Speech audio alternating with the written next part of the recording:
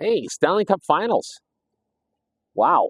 Like, I just got to say, even though we ended up the same spot as last year, it's been a pretty good playoffs, I thought. Leafs crumbled again. Montreal made the playoffs, so they got beat by Washington, right? Carolina won a game in the third round, which they haven't done in about 19 years, or I think it was 15 or 16 games. Someone will correct me out there. I know there's some Canes fans out there. But they got one, and there's some changes coming there. We got Edmonton beating Vegas, Edmonton spanking the Stars, right? Florida spanked Carolina. Might have been predicted by someone, but we'll let that go, right? So just the playoffs as a whole, I thought was pretty good. I'm looking back on my picks, and I'm pretty much straddling the fence. Last round, I thought, well, I was 2-0 last round. I really struggled with Edmonton and Dallas. No, I was 1-1. I thought Dallas would beat them just by them getting Rantanen, or whatever the hell that guy. You don't know about bad pronunciations. But the guy went Carolina. I went from Colorado to Carolina over there. I will say this for Carolina, Stank Oven, which is still the best name ever. He looked pretty good. So, I mean, he's a stud in the making. 2 first-round picks. They did okay, but they needed help now. They didn't get it. Kokiemi, thanks for coming. He gets paid $4 million until 2030 when they tried to sign him as an RFA for Montreal. Montreal let him walk. And I guess it's looking like Montreal probably made the wiser of the 2 decisions there. But let's go look at Florida and Carolina, right? I like Carolina. I like them a lot. I like the way they play. But it's just something that they can get to the third round, which is still an impressive feat, but they just can't punch through. They got a game today, or they got a game this round, which is good, but they need more offense, I think. And I like the way they're built, but they're kind of built like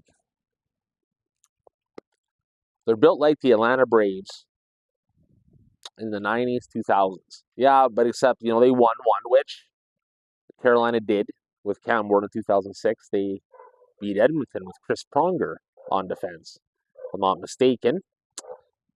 But the Braves were always good enough. They kicked ass through the regular season. They were always good until they either got close to the World Series, and then they just kind of fell apart and they couldn't punch it over, right? There's teams that are like that. I don't know if it's... I think it's because the people who have them can only take them so far, right?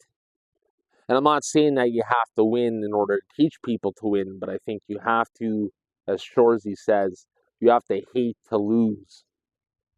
And you look at Florida, that's Paul Maurice. His press conference is even going back. You can tell that guy hated to lose.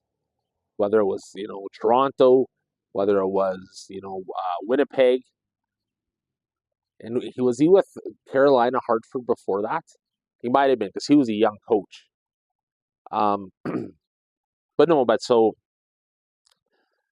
Carolina is missing that kind of just that oomph, and Toronto fans know what I'm talking about, because it's like your team is good enough to compete on paper, and they should win a championship on paper. But there's those variables that analytics I don't think can quite pick out, like grit, determination. Look at a guy like Brendan Moore when he played, right? Or Brendan Gallagher, right? To a lesser extent, Rick Tocchet or Cam Neely. Right? You have these guys, Mark Messier, right? You have these guys that just for whatever, they will not quit. They want to punch it through. And I think that's part of the issues. There's not enough of those heart and soul type guys anymore. Like, see, Montreal, okay, going forward, second line center, but you need someone with some bite. Someone who's maybe a little, cankerous, not very friendly, but someone that when the chips are down, they're going to grind that son of a bitch into the boards, because they want not to lose more than the other team wants to win. Sometimes I think that's what it comes down to, right? Because I never believed you have to, yell and scream, but I think leadership matters. And I mean, I think too, well, especially in Toronto, I don't think there's a clear-cut leader. Just because a person gets the most points doesn't mean he's your most valuable player either, right? There's people there that draw, he might, they might be the shiny finish. Everyone goes when they see it, but they're not necessarily the engine driving that car.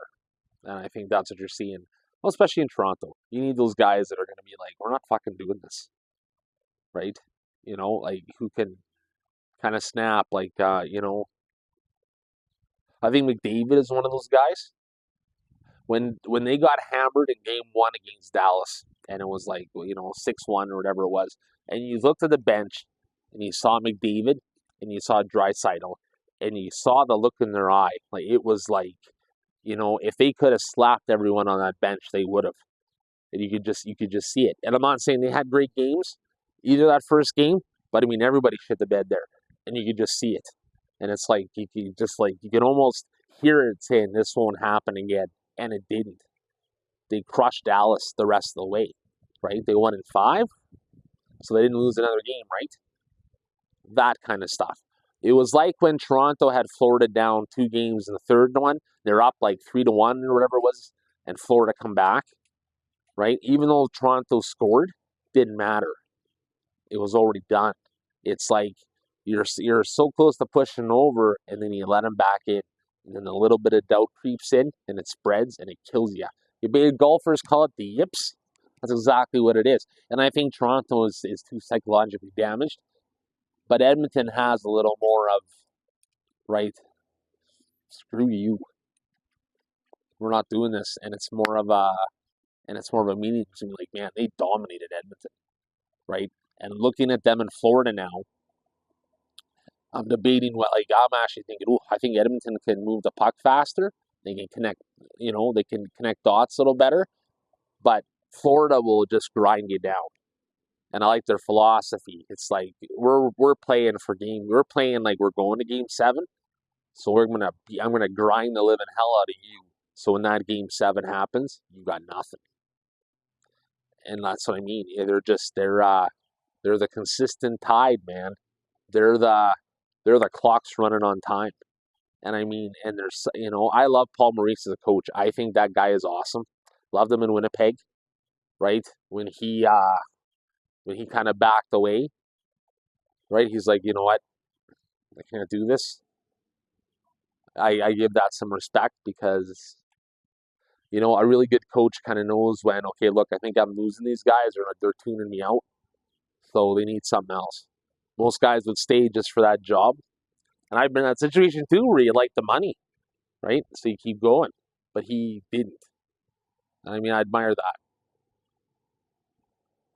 Humility is something that I think everyone needs to experience a little bit of it. And there's a lot of good, kind people in the world. I think you just need to remember that. But I think Paul Maurice is kind of one of them. He's kind of funny. But, oh, man. Then you look at, okay, so that's the conference finals, right? So those are my picks with that. I was even the whole way through. I think I was 6-6. So I think now I'm 8-6. And we got the finals. So, right? Well, who's going to win? I tell you, when this started, I thought Florida was going to make it just because of everything I described. They're a tank. Even when they struggle in the regular season doesn't matter. Ask the Maple Leafs. Ask the Washington Capitals. LA Kings, right? Ask those teams how they did. Dallas Stars. Regular season doesn't mean anything, right? The reason why I brought up LA is LA finished 8th and they won the cup. Chicago finished 8th and won the cup. Now it's the way it's set up. You just have to make the playoffs. So when Florida was struggling, as long as they didn't lose a playoff spot, I don't think they cared. Because this was the goal the whole time. They switched up to another level. I don't think Bobrovsky, the goalie for Florida, is a hard candidate in the regular season. And he's had some rough games this year. But come playoff times when they need him, he's there. And that's one of the question marks I have. Can Skinner keep up with that? Do you put Pickard in, or do you start, you know what I mean? Do you try to call Jack Campbell and say, you know what? I rethought this. We love you. Let's all be friends, right? Skinner's done pretty good, but I'm going to be curious to see because there's a lot to prove this year. If they don't get over the hump, I think regardless of how good Skinner played, I think that's the priority as a goalie. Has to be. Because, Edmonton has come pretty damn close more than any Canadian team when you think about it. Since Montreal won the Cup in '93, you look at how many Canadian teams have made the finals. Just Edmonton, right? No, and Calgary. Pardon me. Can't forget Calgary when they lost to Tampa Bay.